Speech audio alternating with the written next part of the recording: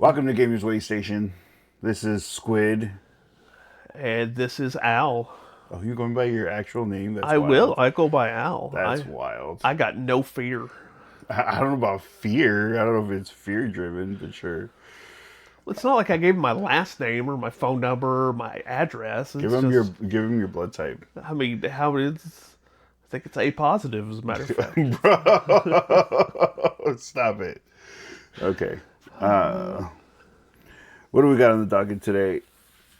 Well, we could go over talk about some of the new tabletop roleplay game, or excuse me, TCG releases. I kind of wanted to talk about Vagabond. I think that's a pretty cool tabletop, and as I understand, you are excited about this year's movie releases because there's so many zombies. Zombies are back, baby. They are back. Are they back, or are they just rise? Are they rising from the dead?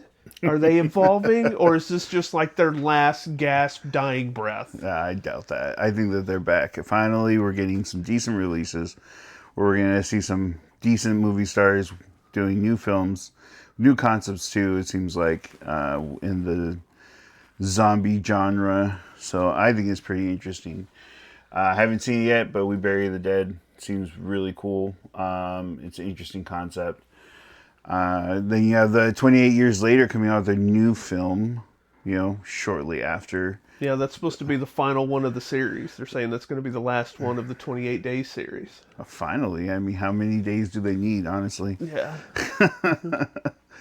And then we also saw, what was the other movie that came out, or is coming out?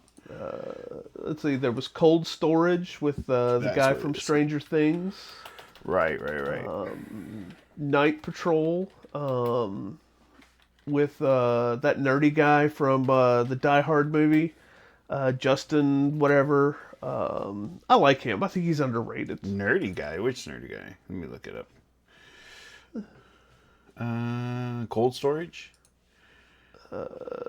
No, Cold Storage is the one with the guy from Stranger Things. See Oh, that yeah, guy? You know, yeah. the one who played the hipster who loved the BMW so much. Yeah. They got launched into Baseball the bat nether. dude. Yeah. The Night Patrol, that was the one. Seems to be like he's a cop and there's something going on in the ghetto. No, so that's vampires, my guy. Is that vampires? That is vampires. No, I thought it was zombies. No, so it's the night patrol or the night shift of the police department, and they're all vampires. Oh. Yeah, I watched the trailer of it last night. At first I thought, oh, zombies or demons? No, it's vampires. So I guess the guy who played the whale, which is Justin Long. Yeah. So Justin Long, you see that movie, The Whale? I have not. Don't watch it unless you want nightmares. But so Justin Long works for the police department, wants to get in with the night patrol, from what I saw of the trailer. Yeah. And then they give the whole game away. It's vampires. Yeah. So no, not zombies, unfortunately, but they are eating people. Yeah. But then, of course, there's also the Return of the Living Dead and Resident Evil are supposed to have a release in 2026. Yes. I haven't seen any definite dates on those yet, so those could get pushed out. Yeah, once they start coming out and I actually get to watch one, we'll have to do a movie review or something. Yeah. I'm looking forward to those, definitely.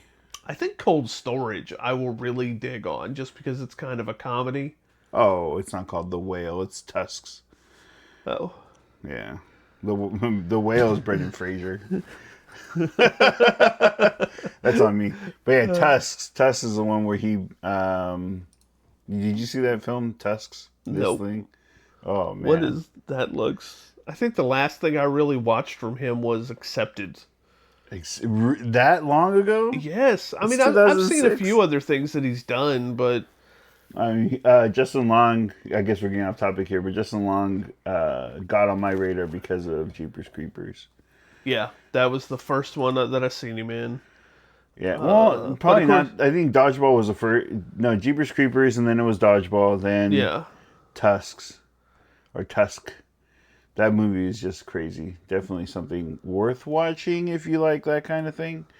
Very Human Centipede-esque body horror stuff. I have so much trouble with horror just because when I watch a movie, I'm that person that has to put himself into the movie. And so I get so involved in the movie that whatever's happening to the character that I'm identifying with, like I feel is happening to me, and it kicks up anxiety. And then later on, I still get nightmares. I'm 50 years old. I will still have nightmares Nightmares? I haven't had a nightmare in forever. That's interesting. Yeah. It's not real. It's not real. I know it's not real. Everything in my brain says it's not real, but then my sleep brain goes, sleep brain. "Hey, guess what, Al? It's real. Yeah, now you're getting chased by," and even in my dream, I will be telling myself this is not real, but it still creeps me Still out. creeps you out, huh? Yeah. Yeah, so I'm looking forward to well, I don't know about that. It's not really like chasing, but it is just gross. Yeah. I am looking forward to the lineup this year, especially the We Bury the Dead. It looks decent. I really do like that actress. Yeah, Daisy Ridley. Yeah, Very cool. I think she got saddled hard with the Star Wars thing and all the negative feedback it got. But she I wasn't don't. a terrible actress in that movie. I No. thought she was decent. You know, Yeah, I thought the the problem with controversy those was behind her, script. like just having the abilities without training. Yeah, I get Yeah. it. But you know, because even Luke Skywalker had to work really hard to become the Jedi he was. Mm-hmm. They just don't really show a lot of the training in the movies. You know what I Yeah. mean? Very minimal, but when you really think about it, it was years and years of training that he went through with. Well, that was the Master 70s and Yoda. 80s. That was the time of the training montage. I mean, you always had the training montage. Dun, Yeah. dun, dun, yeah. Rocky, anything with Van Damme in it. Right. But yeah, so I'm looking forward to it.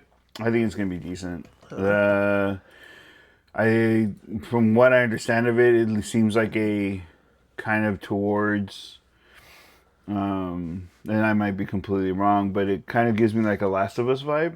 Yeah. With like some kind of, not necessarily virus, but maybe a virus, but like some kind of fungal infection or something, maybe possibly. Yeah, something. Well, I think something. From what I understood in the trailers I watched, something has caused, killed all the people, and it was something released, I think, and then some of the ones are coming back, and they're telling them, oh, when they come back docile, and she's going in to look for the body of her husband. Oh, is that what it is? Okay. Yeah, and then but the longer that they're coming back, the more violent and aggressive that they're getting. And at one point they said the only ones that are coming back are the ones that had something left, whatever that means. I mean, I think like a left behind something, like they need unfinished business. Yeah, like they showed one woman that I think was pregnant. Oh, brutal. And yeah, I mean, of course, that's unfinished. And, and there was someone who, I don't know, I guess was a dancer or something. And, Okay. But I mean, really, unless you're like 90, don't we all feel like we have something unfinished if we All go the time. before? Yeah, I mean, it's like everyone would come back. Right. I never became a baseball player. So you come back as a zombie carrying a baseball bat, just trying to relive your golden years. Who knows? But I'm looking forward to that, and the not The Walking Dead, the a Resident Evil film, always good. I mean, I hope they don't flop it, but I did like the other Resident Evil films with Mila Jovovich. I thought she was amazing. I really enjoyed those films. So. Yeah, those are like Fast and the Furious zombie films. It's high action, high octane. Yeah, you got to go into it. You got to be able to really put up your suspension of disbelief. Exactly. And if you can, then yeah, they're fantastic. I mean, but if you can't, or if you're someone who's really looking for it to be die hard close to what the video game was, then they tried it towards the end of those movies. They brought some of the video game aspects into it, which made you really had to suspend some belief with that stuff. But it was good. I did like it. So definitely, we'll see what happens. This movie is currently out today. So might be you can something see worth We a Bury the watch. Dead and 28 Years Later, Bone Temple. I think that comes out pretty soon too. Yeah. Let's see when that's out. The Bone Temple. Can you believe that just came out? What, like just several months after the first, or after the last 28 years? Yeah. Well, I think that's it. They're just trying to go ahead and close it out and keep the the fan base because they went so long between the first one and the second one. Right. So they're just trying to keep the momentum going. Exactly. So this is going to come out. Oh, it's in theaters currently. Oh, Oh okay. no, January 15th. Okay. Yeah. So So next you got a week. couple of days. Yeah, got a couple days so that comes out. But yeah, let's look forward to it. Yeah. We'll see what's next in the zombie genre. Is it back or is it dying? It's gonna do. I don't think zombie movies are ever going to die because horror fans are, pardon the pun, the most rabid fans, and they will watch any horror no matter how bad it is. I mean, Doctor Giggles, Dr. you Giggles. know the who's the weird mime killing thing that's going on now. Oh, what was that? A Terrifier. Yeah, the Terrifier. That's up to Terrifier. like 4 movies. Oh, that I still have not seen the Christmas one because I heard that it was incredibly brutal. Yes. So let's look forward to those. Yeah. But yeah, I mean, even at their worst, they'll die off and then they'll come back. Well, we will see. Speaking of video games, Resident Evil made me bring to mind. Have you seen the new Steam machine? I mean, gaming PC gaming really seems to be on the rise. Yeah, in my opinion, aside from the handhelds that I've seen that have been coming out, well, you did see that the handheld for the Xbox, right? They just came out. Yeah, recently. the ROG Ally X. The ROG Ally X. Is that what it is? The one that's like specifically meant for the Xbox? It is, yeah. It's Okay. got it's basically the same thing as the ROG Ally, but it's got an Xbox button. Okay. And so it's got a few more things built in. I think it's a little bit more powerful, but not that much. And it's a bit overpriced for what you're For getting. what you're getting. Yeah, Exactly. I mean it's still just a Windows machine. Yeah. So the fact that it has an Xbox button is really not that good. I mean you can get the Lenovo Legion, the first version, for way cheaper. You And can it get does way more stuff. yeah, and you can get the Steam Deck for way more cheaper than any of them. And Yeah, I think the diehard Xbox fans, the reason why they're actually picking it up is that they just don't want to deal with everything that Steam has to offer. well, And their libraries are large on Xbox, yeah, is what I'm seeing. But for console gaming, from what I've noticed and of the friend groups that actually have adopted those systems, everything's going handheld.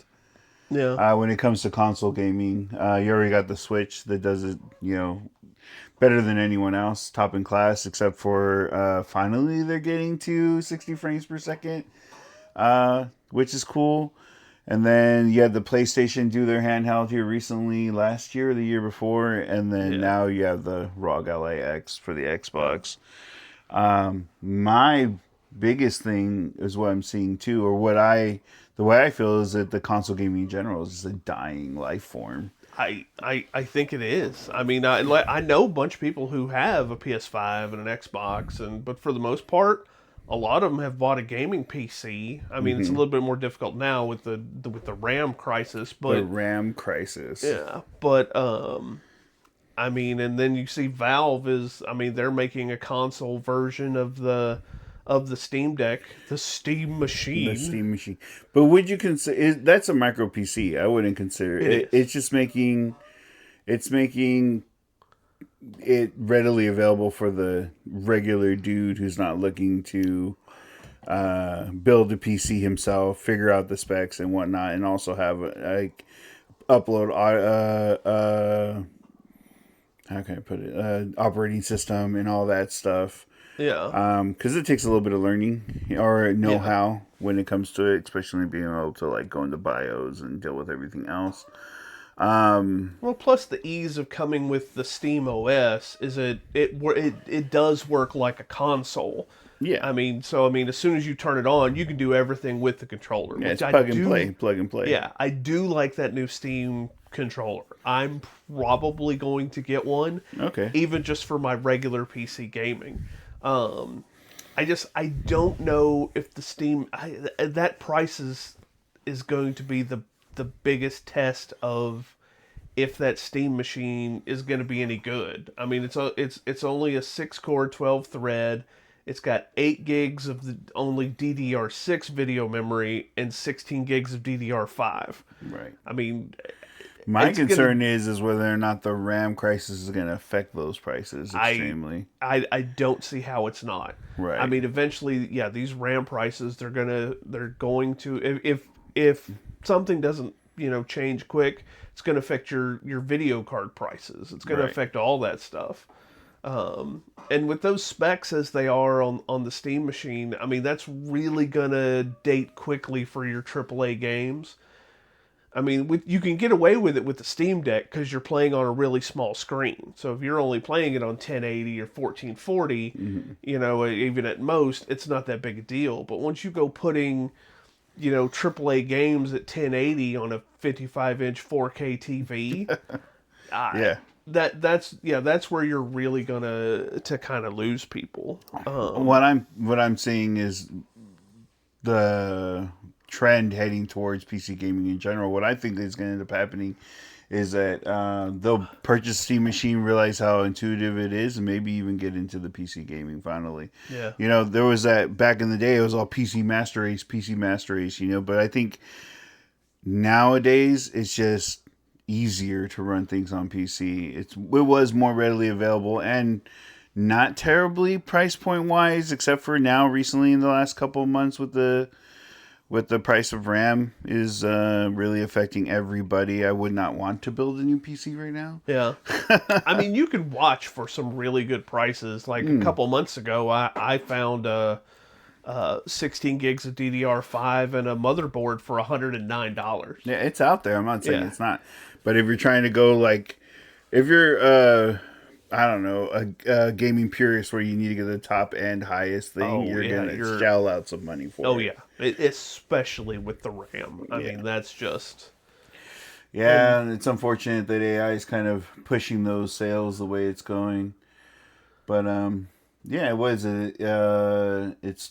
a Steam Machine model with a 512 gigabyte NVMe SSD drive with 2 terabyte SSD. Yeah, so for storage. You'll get to pick. So you got the smaller one, and then you got the bigger one. 512 gigabytes is literally nothing. Well, I mean, it depends on what you're playing. If you're someone who just plays like a lot of the older games, like the indie games and stuff like that, you can put a ton of but games if you're in, going into premium, you play your what is it? Call of Duties. Yeah. On there, you got one, maybe 2 games, and you're done. Yeah, you play GTA 6 whenever that decides to come out. That plus Call of Duty, there's 500 gigabytes. We'll have flying cars before GTA 6 comes out at this point. I mean, they're still trying, man. I don't know. Oh, that's just forever. It is and away. Bluetooth enabled, which is pretty cool. And then the Steam controller, like you were saying earlier. It's got decent ports on it, so you have 2 USB A 3.2 Gen 1 ports, 2 USB A 2.0 high speed ports on the back, and then 1 USB C 3.2 Gen 2 port in the back as well. So, I mean, you can plug in almost anything there. And maybe if you need an extender, let's see, it's for networking, it's a gigabyte Ethernet cable or Ethernet port. And then LED strips, you're looking at 17 individually addressable RGB, so you can change it a little bit.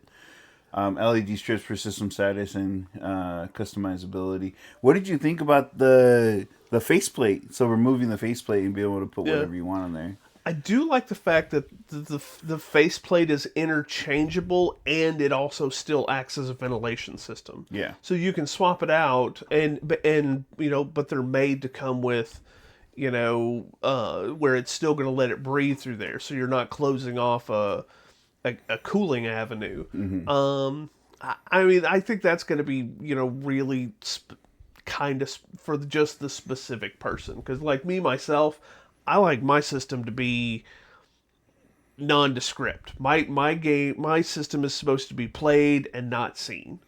So when the PlayStation came out, Oh God, I hate how the PS5 looks. It is PS5. too loud. It is Oh, too gaudy. What is? it's so unnecessary. I've cracked one open in the past, and there's just like a ridiculous amount of empty space where they could have utilized just a small, decent, nondescript box. Yeah, It didn't go that way, unfortunately, and I don't have the knowledge myself to be able to like 3D print something and stick it in there. I would if I had the 3D printer, which is something I'm looking into. But so we talked about the Steam Machine, the controller.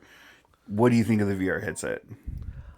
I think the VR headset is a good ad. It's going to depend. Everything with VR is going to depend on the lenses, because like the Meta 3, I mean, which that's the one I have, and it still looks kind of grainy even to me, and it's got one of the best ones. So depending on what those lenses are and how adjustable they are to people's eyes and stuff, Yeah. that's going to be the biggest tell. And plus, I mean, we still don't know what the price of it's going to be. No, I mean, there's only been the I mean, assumption of price. yeah, I mean, if they can match the Meta price on that VR headset, then I Yeah. think it will do good. Well, it is going the route of Meta, where it's a standalone system, right? So Yeah. that's pretty interesting. It seems like it everything's going more towards how can I put it? Everything's going more towards free playing versus not having not being connected wired down to something. Yeah. The meta's doing it right, honestly. Yeah. I do and have played on the new meta system. A lot of fun, pretty cool. But when I do get into those bigger, more heavy loaded games, I do plug into my PC. Yeah. I'm not going to run Project Alice on it alone, of course, because it needs to be able to run on my PC in order to get that going. Yeah. But it's pretty seamless regardless, so I'm looking forward to it, especially if wireless play with connectability to the computer is more seamless and fast. Yeah. Then all it just changes the game. Oh yeah. I mean, I've used the Meta with Steam on mine, and that's pretty seamless. That actually works pretty good. The where I do think the Meta's going to have, or where the not the Meta, but the Steam one's going to have a big advantage. They're saying it's going to have a micro SD card slot, so you can expand the memory. Okay, more customizability. Yeah, I mean, Or for at least drop close to games nothing. in it. Yeah. Yeah, it depends on how much you can read, though. If it can read Yeah. a couple terabytes, that'd be cool. Well, oh yeah, that's going to be. Yeah. I mean, even the new Switch 2. I mean, I've got a terabyte one in mine, and Yeah. I'm not coming anywhere close to using that. Switch 2 is cool. I did enjoy it. Haven't really I've got my hands on one. They seem pretty interesting. I'm not sure. Have you run into any issues with it? No, it's pretty seamless. It runs everything better than even my old ones. The only new Steam, or excuse me, Switch 2 game that I've actually bought is Donkey Kong. Donkey Kong. Is that a new Donkey Kong IP? Yeah, the Donkey Kong Bonanza. Okay. Which I have to admit is kind of impressive, because like almost the entire place is destroyable. Okay. I mean, if you want, like, you can dig, you can tear down half the mountain, and I mean, you could just spend hours just in the tutorial just tearing stuff up. And Cool. Yeah. I've the game that I played was the racing game, the new Mario Kart. Yeah. Pretty cool. It was enjoyable. The world's a little more open, where there's a lot of hidden like ways to get around certain parts of the race, which is cool. The only caveat that I have with the Switch is prices of games. They're kind of Nintendo Nintendo does is kind doing of lock something. it down. I don't know.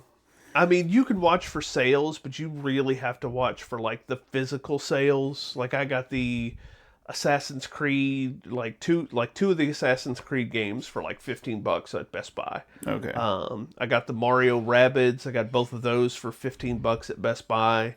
I mean, that's a ton of games right there for just $30. But Yeah. you really got to watch for sales, and those normally go pretty quick. Yeah, I don't know if I agree with their new game price point idea. And that's probably one thing that I'm seeing is also pushing people towards PC gaming and Steam gaming. Steam is constantly sales. I mean, Oh all yeah, the time. You can get fantastic games for almost nothing. yeah. Was it? So Yeah, you can. They had, what was it last week? They had just a ton of games for like next to nothing. It was like like everything was under $5, and it was like three or four of the Fallout games, and just all kinds. I mean, hundreds of hours of gameplay you could have got for like $20. yeah, yeah, definitely. Talking about Fallout, have you seen any of the series? Oh yeah, I watched. We're caught up on the second season right You're now. caught up on so am I. I think I'm hoping that that'll bring people back in enough where we see a new game this year, hopefully, or maybe next year. You know, I need a new Fallout, man. And it's definitely going to be next year. I gotta admit, I'm not a Fallout game fan. I like the world. I think the world's interesting, but they're always just too. I get bored. There's too much. There's too much downtime in between me shooting things. It's Not a big fan of the open world Yeah. RPG style stuff. if I haven't shot anything in the past 30 seconds, I'm getting bored already. Call of Duty fan for you, I guess. You know, it's where I started. Yeah. I mean, I still play Destiny too. I'm a huge Fallout fan, so I'm hoping that this will, go the way of the Cyberpunk, where they came out with their anime, and then brought all Yeah. kinds of folks back to Cyberpunk with, mind you, the updates, so the game was more playable Yeah, than when it came out because it was super unstable and ridiculous, and now it's it's decent yeah, to play. So I'm hoping that Fallout does something. Well, they are doing it in Fallout 76, where they're coming out with a bunch of stuff for that game. If you're into the whole looter shooter idea and you like the theme of Fallout, then Fallout 76 is pretty decent to play. But it depends. It depends on the person, and not everyone's into like the whole, just collecting things to collecting things type thing. Yeah. But why do you play games anyways? So you can show off your shiny new thing. exactly. I mean, it's Diablo, Destiny. yeah, The Destiny. new gun. Look at this new gun I got. Yep, look at the Yeah. new gun. Look how I painted it. Right. Just because I spend more time choosing my armor than I actually spend raiding. All right, let's not. It's not a skill issue, I swear. But yeah, so I'm looking forward to the new season. I'm looking forward to what's coming out, Steam-wise especially. Got to look out for that. And then, biggest concern is pricing. Pricing. Yeah, definitely. pricing is gonna determine all of it. It's going to make or break Yeah. whether or not that's a successful system. Because in general, having Steam at your fingertips and a plug and play style where it's console, quote unquote, finger quotes, console gaming, is going to be interesting. Yeah. So, I mean that's that's what made the Steam Deck so approachable was the price. right. I mean, because you could get a fairly decent, I mean, you can find one secondhand for almost nothing now. yeah. I mean, yeah, some of the original ones, I mean, even new, they were less than $300. Yeah. And, I mean, so that was, granted it only came with like 256 gigs of storage, but again, you're not trying to do Call of Duty on it, that's not what it's really designed for. Right. Absolutely. So, let's look forward to it. Yep. We'll see what happens. We'll have more updates when it does come out, if anything, if you're catching us here. We are going to be looking into it more. Appreciate you. That one's going to be good. So, definitely. All right, third segment. Board game tabletop TCG. All right, Al. So earlier we were talking about some board games and whatnot. What is it that you have for us today? Well, I think, TTRPGs are actually blowing up. I mean, Critical Role has been has really gotten a lot of people to transition into it. And while D&D is good, I think there's a lot of systems that go unrecognized. And one of the newest ones that I've seen that I think is really interesting is called Vagabond. Vagabond, very cool. So what is this about? So basically, Vagabond, it's another D20 rolling system, where you roll damage and stuff like that. But it's got a couple of different mechanics for the way that you do a lot of things. Probably the most impressive is how they've condensed all their information into one like 200, I think it's 218 page book. Okay. So when you buy Vagabond, you get the player's handbook, the dungeon master guide, and the monster manual in one book. The way that they've developed the system, like as your character levels up, instead of you start out as a class and then you pick a subclass and all this stuff, just as you level up, you just get to pick different feats, a little bit like Pathfinder. Is that more based on the character that you're playing, or feats are pretty well rounded towards everyone? How's that Feats work? are pretty much available towards everyone. So Okay. if you want to build a fighter that's got some spell casting, you just choose those feats. If you want a druid who's, pretty defensive, instead of having to choose the warden subclass, you just choose feats to do that. Oh, okay. So it's like a condensed version of D&D that makes it more intuitive and easy for everyone else to play? It does, yeah. Okay. The magic system is also pretty good.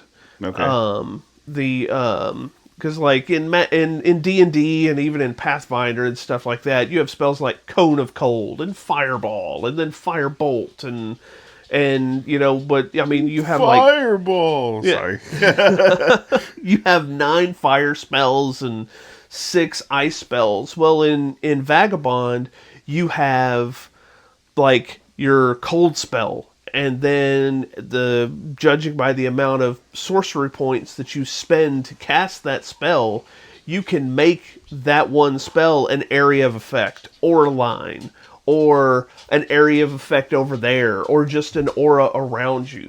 So Okay. you have way more control over what your magical effects do. So casting wise, you can choose targets a little easier versus, fireball fills the whole room and you better hope everyone survives. Right. So Okay. if you want to be a tanky wizard, you can do that, and you just use like a lot of auras and stuff and stuff like that to keep enemies kind of off of you or keep enemies at bay.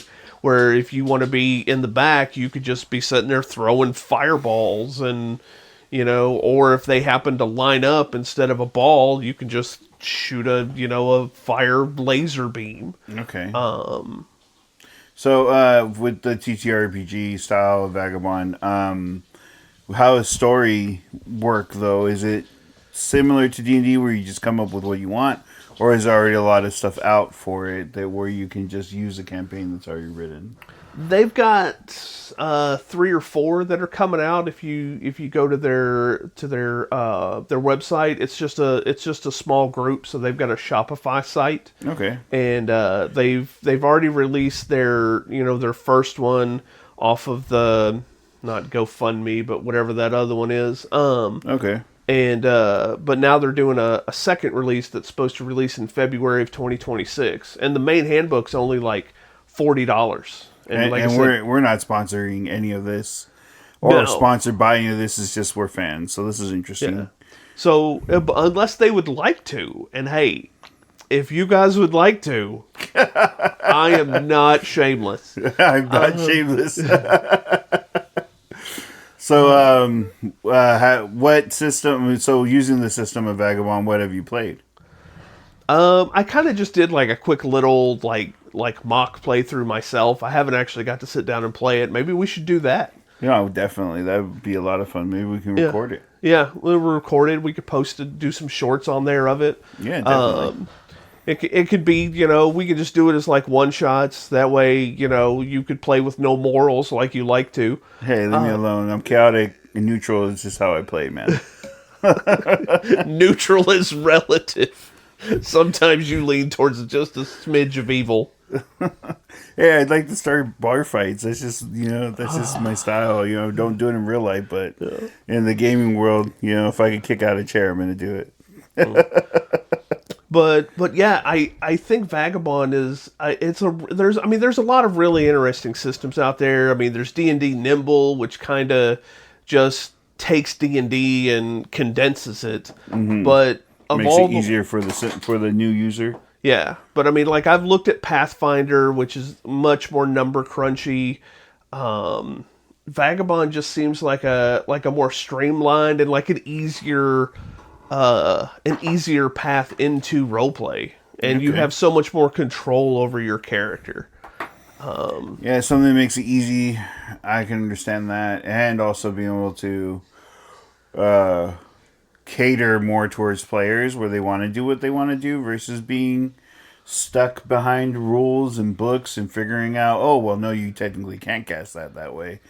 Can turn more people on to the story-driven genre of gaming. Yeah, it classifies itself as a pulp RPG. Pulp RPG. So what's Yeah. that? And then basically that just means like it's more stylized. I think of it more like you could really make like an and where your character's more like anime style. Like, you know, your character can, you know, slash with a sword, then throw a fireball, and then in, you know, the next turn, you know, the enemies are suddenly surrounding him, and instead of doing another fireball, he just surrounds himself with fire. And so you have that flexibility to fight in ways that you really can't in D&D. You're much more pigeonholed into just fighting certain ways in D&D. Okay. Yeah, no, yeah, you stuck to a class. He does. Yeah. You can't really. Well, you can subclass, but doing subclassing while trying to keep your major class can get difficult. So, and tracking all of it, I guess for some people. I mean, I don't know. I typically lean towards weapon using and whatnot more than anything. Some casting or bard. I do like bard fighter as well, but yeah, anything that would make D&D more streamlined and give more access to players, especially those not returning, if returning or whether they're new to the genre, making it easier, more simplistic is definitely good.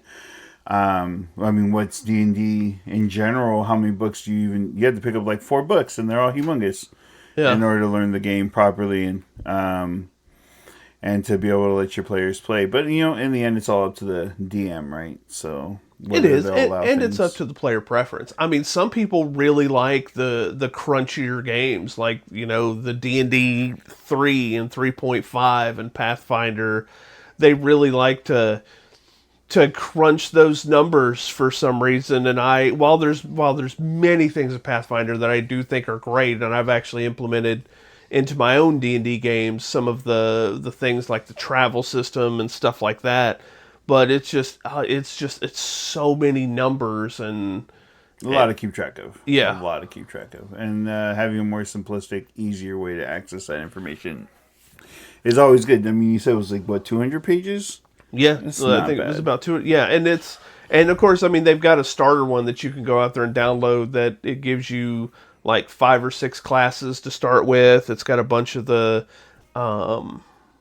ones that you can, you know, go download, and it's.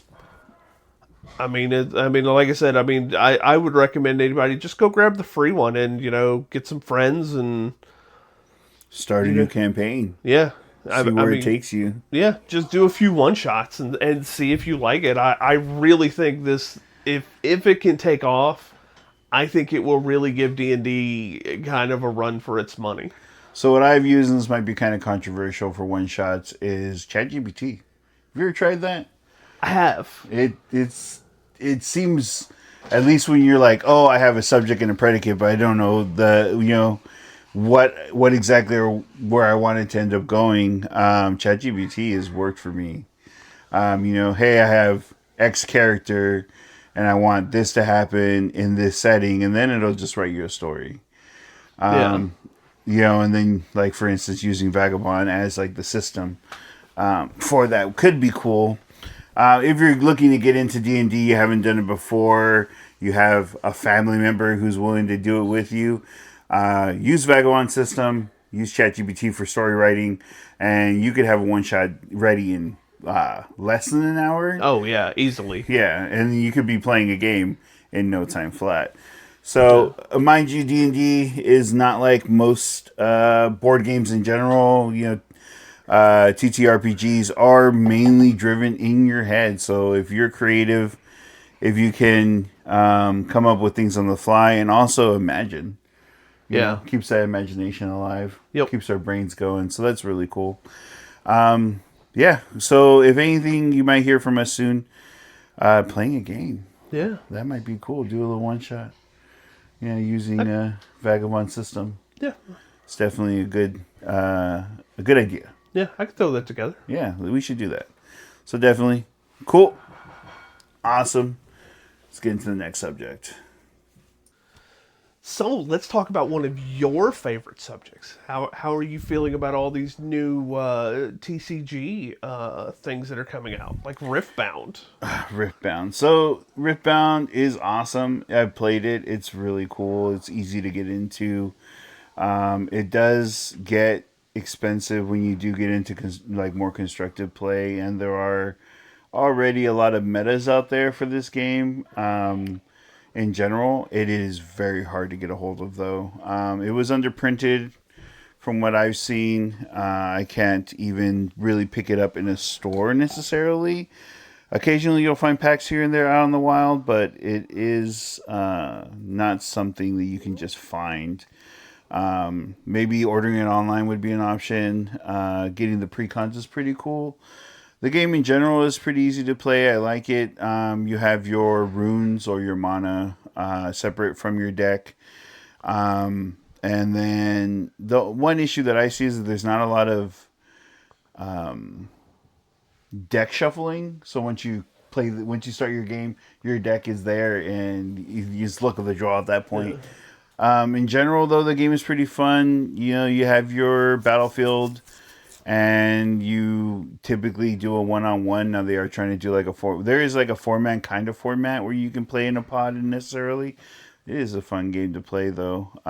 Looking forward to more coming out here pretty soon. There are some crazy cards that I've seen online, so I'm looking forward to it. Yeah, that should be. It's their their first expansion, but it's their second run of cards. Right, exactly. Weren't they saying they were going to be printing more this time as well as keep printing the first set? I mean, I hope. They said they were going to come out they were going to print out more of the Series 1, and I haven't seen much. Yeah. So it hasn't been a readily available set. In general, League of Legends is really good. The game itself, so I was surprised to see that there was such an underprinting of Riftbound, and it was accepted pretty quickly as one of the up and coming TCGs out there. Maybe they're trying to keep the cost of the cards. Maybe they're trying to keep the value of the cards high for like collectors and stuff. Yeah, I can see that, but it's not really a collector's game. It's a player's game. It's not your Pokemon or your One Piece. It is more of a player-based kind of like MTG where the cards have value, and the only reason they have value is because they have playability. Okay. So, and then other new sets coming out. GDO 3 is soon to drop too, so I'm looking forward to that. I'm a big Gundam fan in general. I do build the sets. I like the model kit building, and my favorite Gundam is the RX-78-2. That's the Steel Requiem set, isn't it? Which, I mean, Yes, Steel Requiem is coming out soon. It's their third one, and they definitely need more cards. Yeah, so that one is catching on pretty good. GDO 3 is popular. It's still readily available. It's not something impossible to get a hold of at your local TCG store. Most places typically have it in stock, so that's decent, and it's a fun game to play as well. So I enjoy it. Yeah.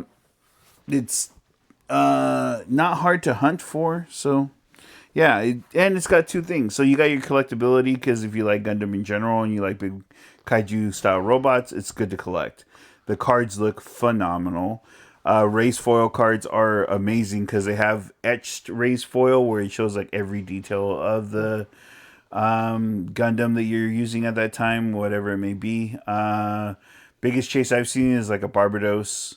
Those are pretty cool. My personal preference is the Unicorn Gundam. I've always been a fan of Unicorn in Destroyer mode or the Banshee as well. Banshee Unicorn is very cool.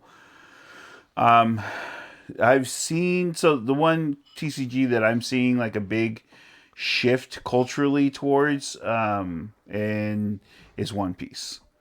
So One Piece is in the last month or so, from what I understand of it, is that people are cracking a lot more of it on stream. The streamers in general are moving towards One Piece, which is a drastically changed the price of these cards. Well, now, changing the price, I was doing a little bit of research on One Piece, and I found if you are a player and you just want to get cards to play, if you go order the Asian version of the cards, because they release so many more over there. Yeah. Because I guess from what I understand, more people in Asia are players. You can get them for like a third of the price of the American version. So the Japanese cards. Yeah, so I mean, now granted there are a few exclusive One Piece cards for the U.S. Are they in Japanese though? Yes, they are in Japanese. So you would have to know what you're playing, right? Which I mean, you could just look up the card and have it written down. From what I understand, I mean they're both allowed in tournaments. So yeah, no, 100%. Yeah, there's no language discrepancy or barrier when it comes to where you play it. Yeah. But if you're a collector, it's definitely better to get the U.S. where they're releasing so many less. Mm-hmm. And the U.S. cards were like they had I saw a Luffy one, and the Japanese version was selling for like $7, and the U.S. version of it was selling for like $85. So I mean, that's the thing that I'm getting at, is that the collectability of that game. At first, it was just a player. Really, it was a player's game. But with all the different sets that have come out with like alternate arts, has made that game more collectible in recent months. Well, not so much. It's just people have caught on. Yeah. To One Piece and seeing the price skyrocket, literally, from packs being $5 to $10, $20 a pack.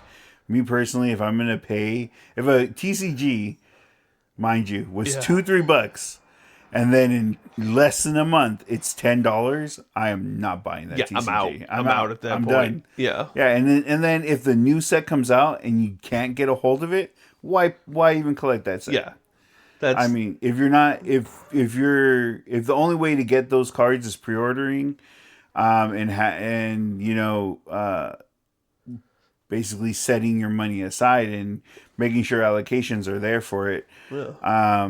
That's in my opinion, the worst way to collect a TCG. Yeah.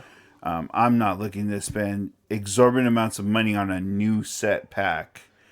If a new set comes out and it's $10 a pack, I'm out. Yeah, that's because I mean that's what I mean. You're getting a little piece of cardboard for that, and it may or may not have something good. It's the original loot boxes in microtransactions. That's what these are. Yeah, and 100%. And it goes all the way back to baseball cards. I mean, that's how far back this concept goes. Right, and I don't want to. I'm not saying anything negative towards One Piece. The gameplay is awesome. I like seeing people play the game. I don't actively play, mind you, but One Piece is the trend is just going in the wrong direction, in my opinion. Yeah. The next set that I want to talk about is Lorwyn. So Lorwyn's coming out here in a couple weeks. Actually, next week we're going to find out. Yeah. Pretty much everything we need to know about Lorwyn, because the return of Lorwyn. Lorwyn was the original release of Lorwyn was the first one that had planeswalkers. Yes, and so they're going to be bringing a bunch of those back. Yep.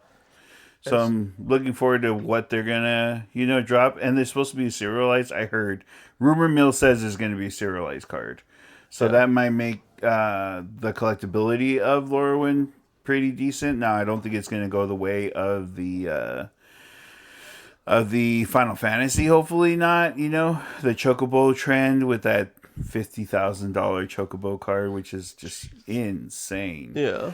And then you had what's it called? You had not Aether Drift. What's it called? Edge of Eternities with a Supernova, which wasn't serialized, mind you, but it was hard to get a hold of one, a full art Supernova. And then Spider-Man with the Infinity Stone, but it was just so filled with garbage that Spider-Man tanked itself. It tanked itself. Yeah. I mean, the whole reason Spider-Man was successful is because it was Spider-Man. It was That was it. It was for Spider-Man was for collectors. I looked at some of the cards and stuff that are coming out for the new Lorwyn set, and I think this one is more for players. Yeah. Because it's got a lot of... Well, it's in-universe, right? Finally, yeah. we're getting an in-universe set again. But it's got a lot of hybrid mana, where you can use one mana or the other, and for some of them, depending on which mana you use, you get a different effect, or you can mix and match and get both. There was a whole lot of stuff about -1/-1 counters, as well as they're adding a way where you can actually like remove -1 counters. You can put them on your own character, your own monster, then remove one of those counters to get some sort of benefit effect. Like there's one where you can spend 2 mana, remove a -1 counter from a creature, and counter a non-creature spell. I mean, that's pretty powerful to just have out on the field. Not bad. Yeah. I also saw another card, and I don't remember the name of it, but it is a goblin card that gives every goblin on your battlefield Ward 2. Yeah. So your Cranko mob bosses, your what's the guy's name? Miki Jiki or something like that. Yeah. All those cards that just populate large amounts of hordes of goblins. It's going to change the game there. So that's going to be interesting. I wonder what the serial card's going to look like. In general, Lorwyn seems like it's going to be a more readily available set. It's definitely high player base. Now, mind you, I didn't discuss Avatar. Now, in my opinion, Avatar, being out of universe, was the most recent set that I can say that just fell perfectly into Magic in general. Yeah. As much of it being an Beyond set, it was good. It was decently received. There are some really great cards in there. They added a lot of game changers to Furious Protection, things like that. So that was really cool. I did like the blood bending stuff in Avatar. It was very fun. But for everyone, it was green. I mean, green just popped off. Yeah. Using forests in general, there's a bunch of forest cards that just completely changed the game. The Bossing Say cards, the wall, all that stuff. So that's pretty interesting and cool. I like seeing the gameplay of it. I have gotten my butt kicked by Avatar more than once, keeping track of that kind of stuff. But Lorwyn's getting back to the topic, Lorwyn's going to be hopefully the best received set that I've seen in a while. I mean, just from some of the cards I've seen, I mean, they've got a couple of, or at least one, they've got a red-white that lets you distribute as many +1/+1 counters as the health of the highest health monster you have. Imagine. But you don't have to put those +1/+1 counters on that creature.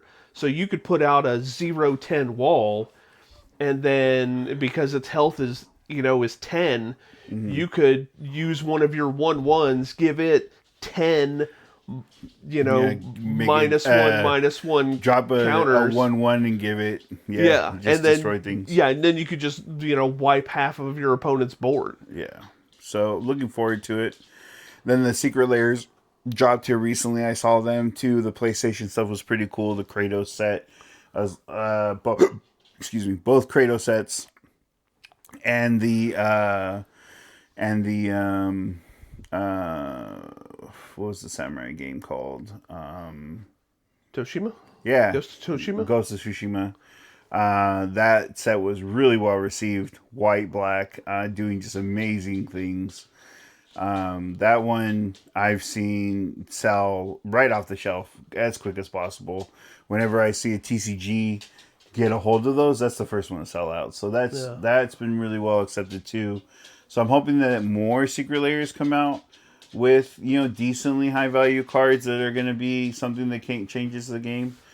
I'm not against secret layers. I think they're fantastic. Brings new players into the set, teaches them about what's going on and whatnot. And then Commander is just becoming the game to play right now. Yeah. And for the standard player who enjoys that way of playing, I hope that it gets some revitalization. We see more standard players because it's definitely going the trend of the Commander player.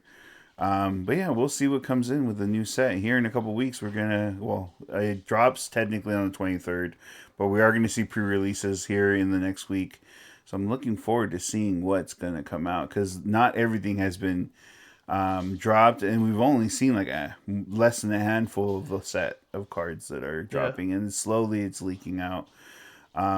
So everyone recently at the TCG or at my local GS, they were talking a lot about the new Goblin card, like I had mentioned. So your Kiki Jikis, your Goblin King and whatnot, that's all going to be affected by those Crankle Mob Boss. So we might see some really nasty Goblin decks coming out of it. And green, a lot of green ramp stuff, hopefully. And then the +1/+1 counters, like you had mentioned, is going to be wild.